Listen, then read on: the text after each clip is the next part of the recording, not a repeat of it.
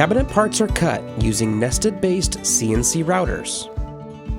These machines provide accuracy in maintaining square parts and precision in hole boring. Computer programs determine cuts, leaving very little waste. Parts are moved by project through the facility using rolling carts. Dowels are added to box parts to prep them for assembly. Each dowel is permeated with a water-activated adhesive. Cabinet parts then make their way to assembly. Pre-bored holes are prepped, and box parts are assembled using a rubber mallet. Assembled boxes are immediately moved into the case clamp. This clamp holds the box square under pressure, while a Bellmont technician pins the cabinet in place.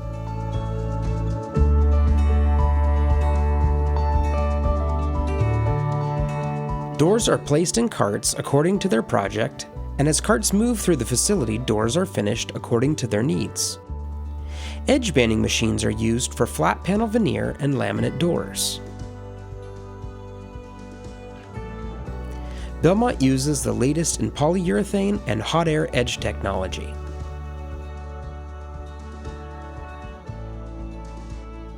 If the door requires finishing, they are first prepped and sanded by hand, and then placed into the state-of-the-art robo-sander. This allows for a consistent finish for both stain and painted doors. Doors and panels are then taken to finishing, where they are either painted or stained. Easels are used to ensure consistency and color accuracy.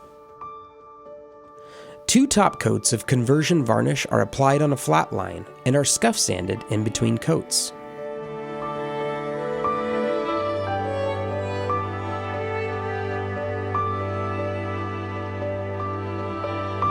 Doors, drawers, and shelves are added on the assembly line after cabinet boxes come through the case clamp.